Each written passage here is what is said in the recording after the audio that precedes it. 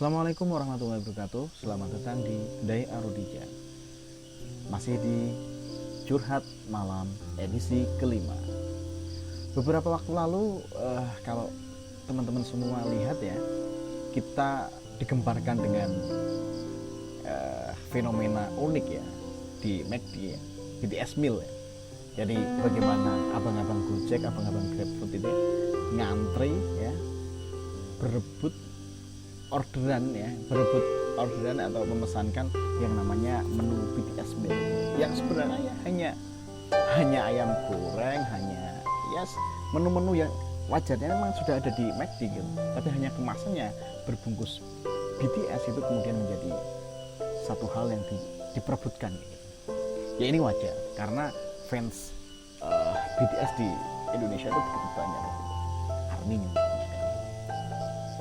karena membeli merchandise yang original itu juga mahal banget gitu. Maka ketika kemampuan untuk membeli yang original itu terbatas, maka ketika ada akses yang resmi semacam ini, walaupun itu hanya sekedar kemasan makanan, maka itu menjadi satu momen yang akan ditunggu dan pasti ya kita lihat hasilnya luar biasa sekali dan agak sedikit chaos kayak gitu. Artinya apa? Kuliner memang bisa dijadikan satu senjata propaganda untuk menancapkan pengaruh budaya dari satu negara ke negara yang lain. Hal ini kita kenal dengan gastrodiplomasi. Gastrodiplomasi sendiri merupakan satu diplomasi yang menggunakan kuliner sebagai alat untuk menancapkan itu deh, untuk menyebarkan pengaruh dari satu negara ke negara yang lain. Ada yang menyebut juga ini sebagai diplomasi meja makan.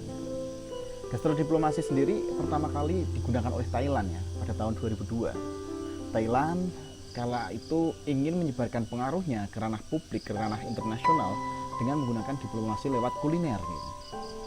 Namanya Thai Kitchen of the World. Dan rupanya berhasil. Itu pun kemudian diikuti oleh beberapa negara, mulai dari Jepang dengan gastrodiplomasi washoku, Taiwan dengan gastrodiplomasi dimsum, kemudian Korea Selatan dengan gastrodiplomasi kimchi atau hansik gitu. Berhasil nggak? Faktanya berhasil. F. Arangkuti dalam penelitiannya menyebutkan bahwa Korea ketika menggunakan gastrodiplomasi menunjukkan adanya peningkatan konsumsi makanan ya, yang diproduksi dari Korea di pasar global ya gitu. Hal ini ditegaskan dengan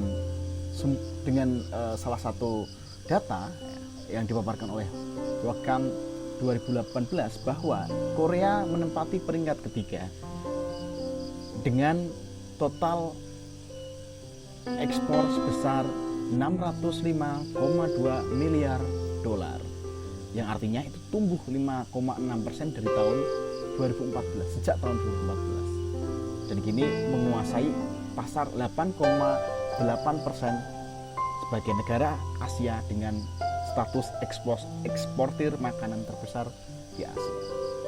Tentu ini sangat mengagumkan kayak gitu, dan ini tidak mudah kayak gitu. Menurut Direktur Peningkatan Kualitas Pariwisata The Korean Tourism Organization (KTO) ya, ini dimulai sejak 2009 gitu. Ya waktu itu belum karena memang Korea lebih condong ke entertainmentnya kayak gitu. Dan ini baru benar-benar diseriusi pada tahun 2015. Bahkan saking seriusnya itu ya, mereka juga menggandeng Korean Muslim Federation atau KMF. Untuk apa? Untuk sama-sama memberikan sertifikasi halal. Kalau di kita sertifikasi halal ya dari MUI ya, KMF itu juga berwenang untuk mengeluarkan sertifikat halal gitu, untuk produk makanan yang akan mereka ekspor. Mereka sadar bahwa konsumennya, bahwa negara yang akan dituju bukan hanya negara-negara yang non muslim gitu, tapi juga ada negara muslim yang memiliki semacam ya aturan bahwa ada halal, ada haram, ada zat-zat tertentu yang tidak diperbolehkan, dan itu diakomodir oleh Korea. Dan hari ini maka kita akan melihat begitu banyak menu-menu makanan dari Korea yang tersebar di restoran-restoran kita seperti. Nah, di sini pakar kuliner William Wongso ya, itu menyatakan bahwa kenapa Korea bisa berhasil semacam ini. Yang pertama tentu karena media. Bagaimana media Korea dalam hal ini yang sudah mulai menjamur di berbagai negara, mulai dari K-popnya bahkan K-dramanya, seringkali menyelipkan adegan-adegan yang sifatnya ya adegan sedang makan seperti itu, adegan yang menampilkan kuliner Korea yang seakan lezat, yang sebenarnya dalam konteks lidah misalkan orang Indonesia tentu kita tidak terlalu match dengan makanan-makanan semacam itu yang pedasnya luar biasa kadang. Tapi sekali lagi itu masalah selera. Kita tidak sedang bicara tentang itu. Yang kita bicarakan adalah bagaimana keseriusan negara Korea, mulai dari pemerintahnya, masyarakatnya, industri di luar industri kulinernya juga berperan membesarkan gastrodiplomasi milik Korea. Jadi Korea yang dikenal hanya K-pop, K-drama, sekarang ada K-food gitu. Maka kemudian hari ini kita sering, awal-awal pandemi dulu kita juga seringkali melihat menu-menu ala-ala Korea bertebaran di kita, bahkan viral ya, seperti Dalgona Cafe, ya, Dalgona Coffee, Korean Garlic Juice Bread, ya, yang itu baru kita kenal ya di era media ini. Jadi mereka benar-benar manfaatkan media semaksimal mungkin.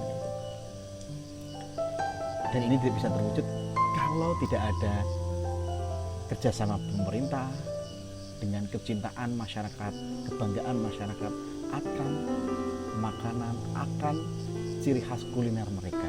Maka diaspora atau orang-orang Korea yang berada di luar negeri itu biasanya kompak mereka dan bangga akan makanan-makanan yang mereka miliki, kuliner-kuliner yang mereka miliki. Bagaimana misalkan kita tahu ya, orang Cina, orang Korea kalau di satu negara adalah di Amerika, maka mereka akan memiliki satu tempat untuk menjadikan pusat kebudayaan mereka kayak gitu. Maka kita akan lihat ada Korean Town, Chinatown, seperti itu. Tapi apakah kita pernah melihat ada Indonesian Town? Enggak ada mungkin. Karena apa?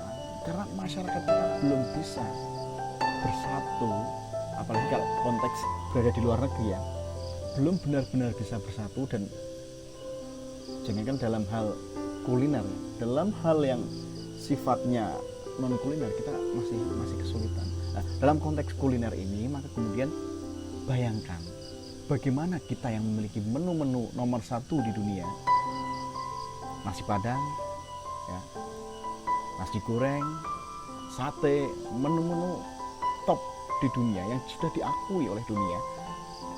Kenapa kita tidak bisa melakukan gastrodiplomasi ala Indonesia? Misalnya dengan nasi padang diplomasi, nasi goreng diplomasi, dan kemudian ada sate diplomasi. Bayangkan ketika kita bisa memaksimalkan itu. Dan biasanya orang luar dengan menu-menu kita yang kaya akan rempah itu sangat suka gitu. Pertanyaannya, kenapa belum bisa tersebar? Jawabannya satu, kita belum benar-benar kompak untuk mempromosikan menu kuliner kita di ranah global. So, sepertinya kita harus bersama-sama mencoba sedikit demi sedikit, minimal dengan media sosial Anda, kampanyekan, minimal menikmati hidangan kuliner khas Indonesia. Terima kasih. Wassalamualaikum warahmatullahi wabarakatuh.